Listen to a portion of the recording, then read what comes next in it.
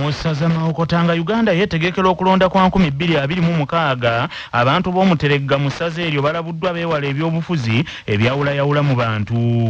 Mu kiseera kino ebbugumu ly'ebyobufuzi lyeyongedde nnyo oluvannyuma lw'okuwandiisa abaagala okufuuka abaka ba paalamenti ng'okuwandiika kuno kwakomekerezeddwa lunaku lwa ggulo. Akuuma entebe y'omwami w'essaza Mawokota Haji Hassan Kasujja Kagga asinzidde mu lukiiko lw'essaza olufundikira omwaka ku mbuga e Butoolo mu ggombolola ya Mumyuka Kamengo n'alabula abantu ba Kabaka obutayingiza mu byabufuzi ebyawulayawula mu bantu. Basebo ne bannyabo nga tuyimiridde mu kanseni olwaleero efundikira omwaka nga nsaba abantu ba Ssaabasajja Kabaka abali wano olwaleero tugenda mu kaseera ak'akazigizigi ak'ebyobufuzi. Olwaleero abantu abasinga abamu bamaze okwewandiisa naye Obwakabaka butulaga bulungi nnyo okukolagana ne bannabyabufuzi, naye tukolagane n'oyo awagira Obwakabaka, tugalagane n'oyo amanyi Mmengo, tukolagane n'oyo ajja okuwa Ssaabasajja Kabaka ekitiibwa. Musaza Buweekula bannakibiina ky'NRM Mubende bekkokkodde ekizibu ky'ebbula ly'amazzi saako ebbula ly'amalwaliro n'amasomero mu kitundu. Omusasi waffe Ssebuufu baana ba Kintu abaddewo ng'okutwakunkumula. Bannakibiina kya NRM abasunsuddwa okuvuganya ku bifo eby'enjawulo e Mubende beekokkodde embeera y'amakubo amabi mu kitundu, ebbula ly'amazzi wamu n'amalwaliro. Bagambye nti bagenda kukola kyonna ekisoboka okulaba nga babituusa ku bantu. Didani Mubangizi ngono yeesimbyewo ku bubaka bwa paalamenti mu Buweekula South ku tikiti y'NRM ategeezezza nti ekitundu kye kino kyayagala okukiikirira kiri mu mbeera mbi nnyo ddala olw'obutaba na bintu by'obulamu bwa bulijjo ebyeyambisibwa eri abantu. Kyagambye kivuddeko abantu bangi okubonaabona. Mubangizi wano wasinzidde n'ategeeza nga bw'agenda okukola kyonna ekisoboka okulaba ng'ataasa abantu baba Buweekula South ekizibu ky'ebbula ly'amazzi. Ng'era bano buli omusana egwaka n'eguba gwaseeyo omwezi gumu gwokka bwe guti tebalina we bajja ttondo ly'amazzi yadde erimu bwe liti ekiteeka obulamu bwabwe mu matigga. Ono agasseeko nti n'amalwaliro kyakusoomooza kinene nnyo mu kitundu kino nga bagatambulira ngendo nga n'ebiseera ebisinga abamu bafiirwa obulamu bwabwe kw'ogatta n'amasomero aga sekendule mu kitundu omutali ekintu ekitaataaganyizza ennyo ebyenjigiriza. N'olwekyo agenda yaffe mugimanyi, manifesto eya NRM mugimanyi bulungi, naye ate ne Didani Mubangizi ne ttiimu yange tulina bingi bye tusuubiza okukolera abantu baffe ab'e Buweekula South. Weewaawo ng'okuimprovinga amazzi, ng'amakubo amabi ge tulina. Ono waaviiriddeyo ng'abakulembeze mu disitulikiti eno ey'Mubende abasinga obungi bonna b'NRM yadde ng'ekitundu kino mu bitundu ebisinga obungi abantu bali mu kubonaabona.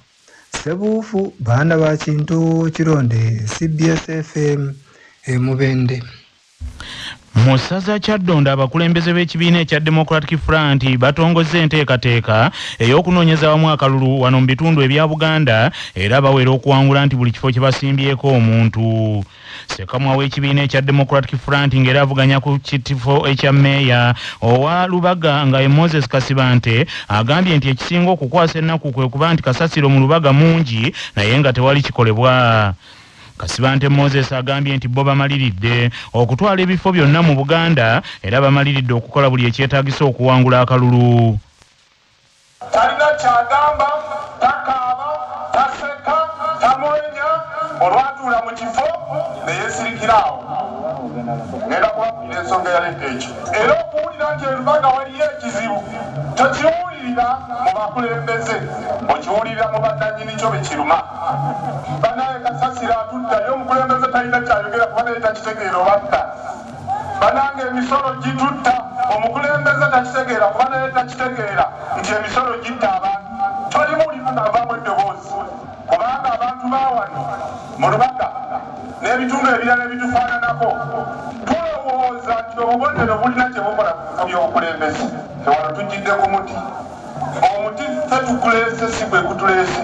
Bannaffe abamu akabonero ke kamuleeta nze Kasibante omuti ffe tuguleese, temulonda muti mulonde ffe.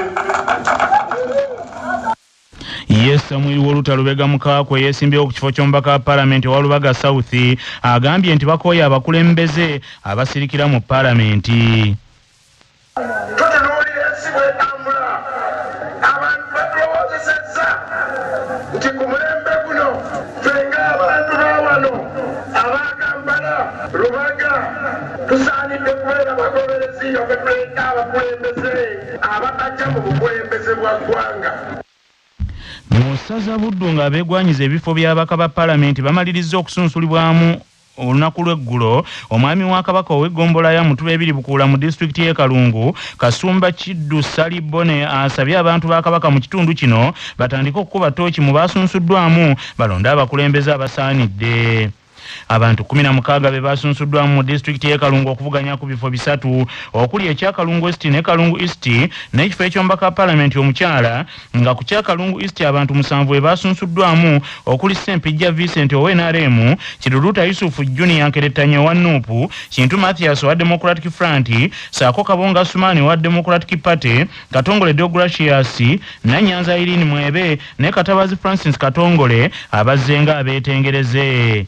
Ate mu Kalungu West abantu 5 basunsuddwamu okuli Agitwaha Kiganda Sonko wa NRM, Sewungu Joseph Gonzago wa Nuupu, Semakula Ismaili Sajja atalina kibiina, Birimu Yematovo wa Democratic Front ne bali ku Dembe James Mubiri wa Democratic Party. Ate ku kifo ky'omubaka omukyalo wa Kalungu abakyala 4 be basunsuddwamu okuli Aisha Sekindi atajjidde mu kibiina, Zinga Shakira Namiro wa Nuupu, Nakeya Helen wa NRM na Aisha Waligo wa Democratic Front. Kasumba Kiddu Salibone omwami wa Kabaka ow'eggombolola ya Mutuba 2 Bukulula agambye nti abantu mu kitundu kino basaana balonda abakulembeze abawasa abasajja Kabaka ekitiibwa. Katikkiro wa Buganda yatugamba nti omuntu yenna awa Kabaka ekitiibwa tumutulize n'amaaso amalungi.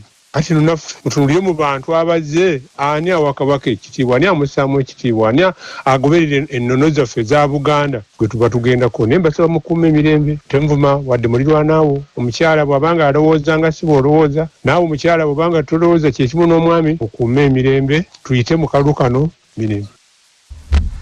Minisita Aisha Sekindi bwe yabadde ng'ayogerera mu batuuze b'ekyamuliibwa oluvannyuma lw'okusunsulibwamu yennyamidde olwa kampuni eziwola abavubuka bodaboda ku bbanja n'agamba nti zino ziyitirizza okutulugunya abavubuka era agenda kuteerawo abavubuka bano ssako. Njagala kutandika ssako yammwe amangu ddala wallahi nga naakava mu kalulu sitera kwogera kintu n'ennimba nga naakava bwe nti mu kalulu tugenda kwekolamu omulimu ng'abassako kubanga muli well organized, mwina stages ez'enjawulo n'obukulembeze. Mukwate pikipiki 50 nzibasigemu nga ssako yammwe abaana ba booda, mutandike okwewola nga mmwe mwewola ku busente obutono ennyo. Mu ssaza Kyaddondo ekitongole ekivunaanyizibwa ku kampuni za inshuwa okuzirondoola ki Insurance Regulatory Authority kiwadde banka ya Ugaford Microfinance Limited license egikkiriza okuwa abantu inshuwa wakati mu kubakuutira okugoberera amateeka n'ebiragiro ebifuga license eyo. Mwabadde ng'ayogerera ku mukolo ogw'okukwasa Ugaford Microfinance Limited license ogubadde ku kitebe kya IRA mu Kampala, Bernard Obero alondoola emirimu mu kitongole ekyo ategeezezza nti Ugaford yeegasse ku bitongole 22 ebirina olusa okutunda inshuwa eri abantu era asabye bagoberera amateeka agafuga inshuwa mu Uganda. Nga Stephen Kaddu Mukasa omukungu mu kitongole kino annyonnyodde ensonga zino.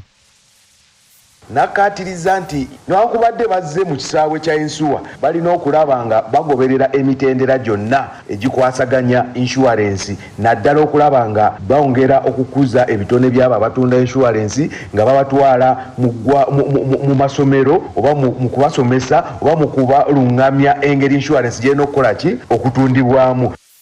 Senkulu wa Ugaford Microfinance Limited Shafi Nambobi ategeezezza nti oluvannyuma lw'okufuna layisinsi bakuyambibwa nnyo okwongera empeereza ennungi eri bannayuganda. Katumanyi nti embeera luusi waliwo omusana wegwaka ebirime by'abantu ne bikala. Ekyogeza waliwo lwe tubeera n'abakasitoma baffe naddala abalundi b'ente nga obulwadde obwakaluusu butera okujja ne bubalumba ente zaabwe ne zifa. Naye kati bwe tuba nga tugenze mu nkolagana eno ekwatagana n'insurance y'ebirime oba ey'abalimi, kiba kitegeeza nti kasitoma ng'oyo baba embeera ye we beemuguddeko kati tuba tukwatagana n'insurance